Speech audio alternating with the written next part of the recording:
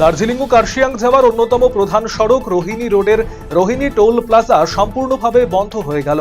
1 June 2026 থেকে সিদ্ধান্ত কার্যকর হয়েছে। ফলে বর্তমানে এই পথে চলাচলকারী ব্যক্তিগত এবং বাণিজ্যিক যানবাহন সহ পর্যটকদের আর কোনো টোল ফি দিতে হচ্ছে না। মেয়াদ উত্তীর্ণ ভিসা নিয়ে নেপাল থেকে ভারতে অনুপ্রবেশের চেষ্টা করার অভিযোগে এক বাংলাদেশি নাগরিককে গ্রেপ্তার করল পুলিশ। ভারত নেপাল সীমান্তের খড়িবাড়ির পানি ট্যাঙ্কিতে টহল দেওয়ার সময় এসএসবি জওয়ানেরা তাকে আটক করেন। ধৃত ব্যক্তির নাম মোহাম্মদ মুক্তার হোসেন। তিনি বাংলাদেশের ঢাকা জেলার নবাবগঞ্জের বাসিন্দা। বিজেপির নির্বাচনী প্রতিশ্রুতি অনুযায়ী অন্নপূর্ণা ভান্ডার প্রকল্প চালু হতেই মহিলাদের মধ্যে ফর্ম জমা দেওয়ার ব্যাপক হিড়িক লক্ষ্য করা গেল। বৃহস্পতিবার মাটিগাড়া বিডিও অফিসে বিজেপির একটি সহায়তা ক্যাম্পের মাধ্যমে কয়েক হাজার মহিলা এই প্রকল্পের ফর্ম জমা করেন। এদিন সকাল থেকেই মাটিগাড়া ব্লকের বিভিন্ন এলাকা থেকে মহিলারা ফর্ম জমা দিতে ভিড় জমান। গাজল ব্লকের বিভিন্ন সমস্যা এবং উন্নয়ন নিয়ে বিশেষ সভা অনুষ্ঠিত হলো ব্লক ক্যাম্পাসের ধরণীধর অতিথি সভাকক্ষে।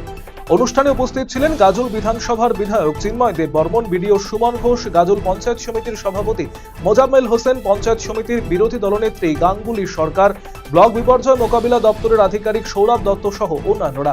সভায় গাজল ব্লকের বিভিন্ন সমস্যা এবং উন্নয়ন নিয়ে বিস্তারিত আলোচনা হয়। বিদ্যুৎ পরিষেবা, গাজল ব্লকের বিভিন্ন রাস্তার সমস্যা, বিপর্যয় মোকাবিলা নিয়ে বিস্তারিত আলোচনা হয়।